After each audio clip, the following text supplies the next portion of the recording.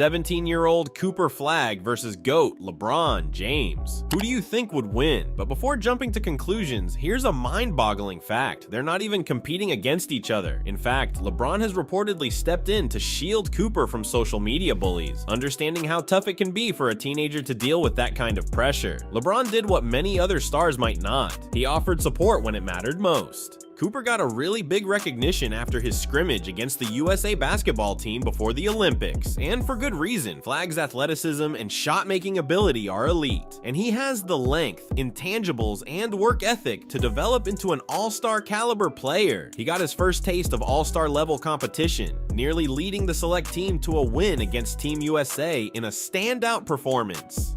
But this performance brought a barrage of criticism and bullies for Flagg on social media that of course he never deserved. And stars like LeBron himself knew it. LeBron always has special respect and defends the young emerging stars. See what he did in the case of Caitlin Clark when she was criticized and humiliated badly. While Clark is averaging a solid 17+ points per game, her overall performance in the first half of her rookie season has been mixed. However, Clark and the rest of the highly anticipated rookie class are still driving unprecedented viewership and popularity in the WNBA. This surge in attention has also sparked some criticism, with some around the league expressing resentment or downplaying Clark's role in driving this popularity instead of established stars like two-time MVP A'ja Wilson. But LeBron James, who knows a thing or two about being the face of a basketball league, defended Clark on the most recent episode of his podcast, Mind the Game, with JJ Redick. "Don't get it twisted, don't get it f***ed up," James said. Caitlin Clark is the reason why a lot of great things are gonna happen for the WNBA. But for her individually, I don't think she should get involved in anything that's being said. Just go have fun and enjoy.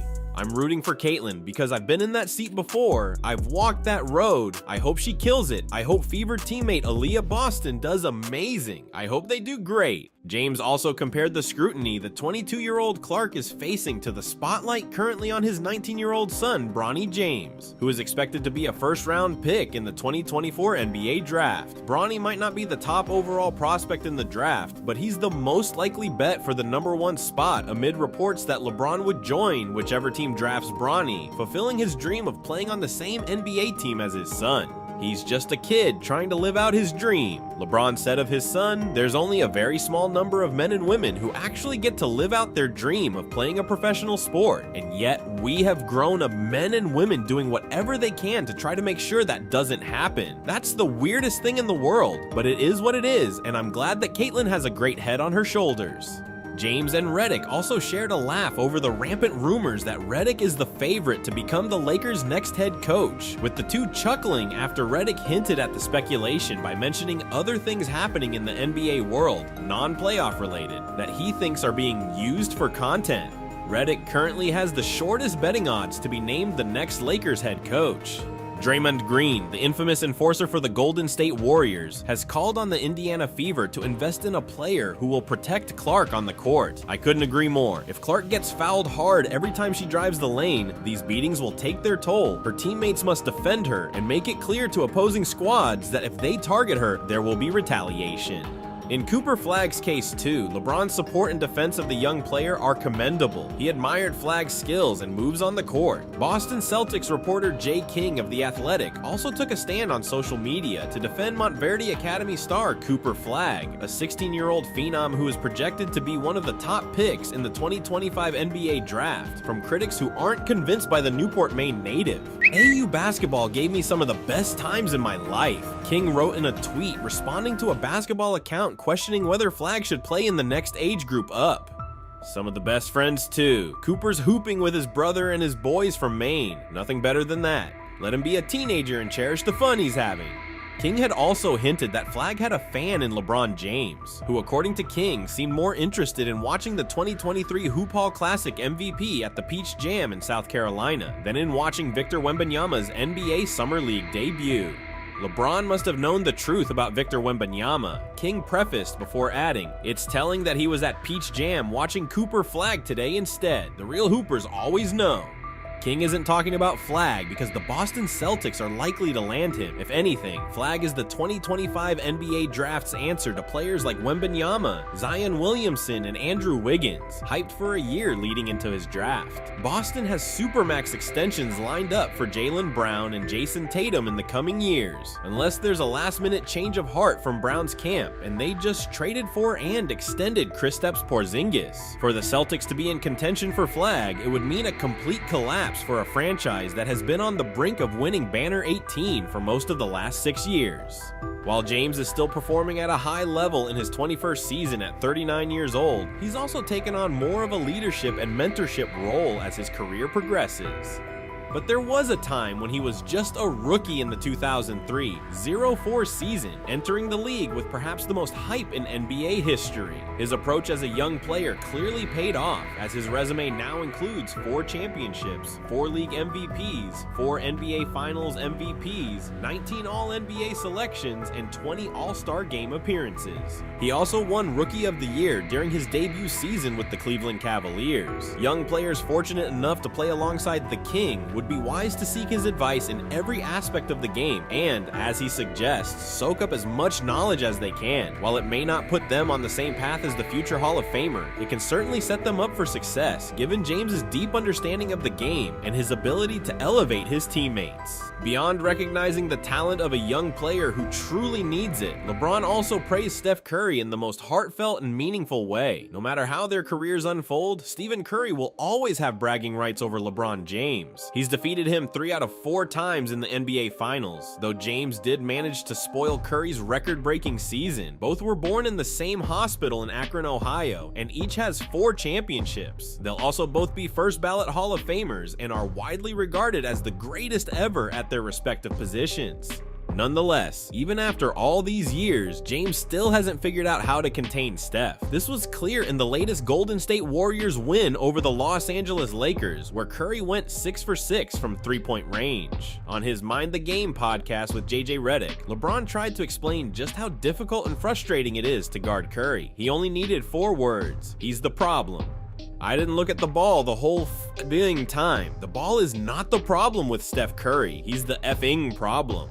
James told Redick, Steph is the most dangerous when he doesn't have the ball. There's not many guys all time in our league that are most dangerous without the ball. LeBron got deeper into the challenges of trying to defend Steph, explaining how Curry has a unique ability to make other players uncomfortable, which is why he remains such a force in the league. I'm telling his teammates, listen guys, I've been in more than enough wars with those guys. I get it from a different perspective, but when Steph decides to cut inside the lane, don't relax. He's coming back up. You need reps, and more reps of actually guarding something that's uncomfortable. Guarding Steph is uncomfortable, James continued.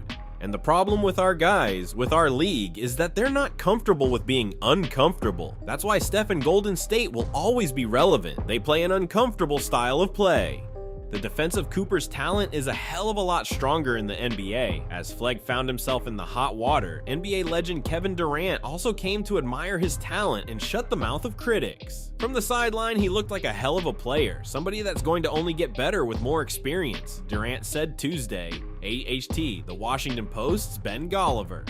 17 years old, coming in here and playing like he's a vet almost. No emotion, just out there doing his job. That's a good sign. Flagg was one of 15 athletes selected to train with Team USA's men's national team in Las Vegas this week, ahead of the 2024 Paris Olympics. The Duke prospect, who turns 18 in December, is the only member of the team without NBA experience. He's also the first college player to receive an invite since Doug McDermott and Marcus Smart joined the squad in 2013. This isn't the first time Durant has praised Flagg, who's already an early favorite to be the #1 pick in the 2025 NBA draft. Young guys, it's hard to fully grasp who's truly elite when you're playing against high school competition. But the intangibles he possesses, along with his physical attributes and raw talent, are evident even through the TV, Durant told Rich Kleiman on Boardroom in February. Durant went on, when you're 6'10", running the floor like that with those instincts and skills, if you're dedicated, care about your craft, and stay consistent, showing up every day, there's no reason why Cooper Flagg couldn't be one of the best players in the league for 15 years. Seeing Flagg play in person against a star-studded Team USA roster featuring LeBron James, Anthony Davis, and Stephen Curry hasn't changed Durant's opinion. In fact, Flagg's ability to hold his own on the court against NBA veterans has only solidified it. While veterans like Durant are getting their first look at Flagg, the Duke prospect is also getting his first taste of what life in the NBA might be like. He told ESPN's Tim Bontemps that he's soaking up lessons on how the pros conduct themselves, train, and prepare for games while attending the Vegas camp. Draymond Green has never been shy about sharing his opinions, and he's always fired up and ready to go. As the emotional leader of the Golden State Warriors, he's known for motivating his teammates when they need it most. Many consider him the heart and soul of the team, and they're not wrong. Despite his reputation as a rough and physical player, Draymond is a crucial part of Steve Kerr's system. When it comes to physicality, Draymond is just as outspoken. Recently, he had some strong words for former NBA players who often compare the physicality of different eras. There's a common narrative that the NBA was much tougher and more physical before the 2000s, but Draymond wasn't having it. One thing that baffles me about the 80s or 90s, or whatever you want to call when basketball was so much more physical, is some of the guys they be talking were the guys punching people. They act like guys just walking around the court, and I'm hitting this guy? No.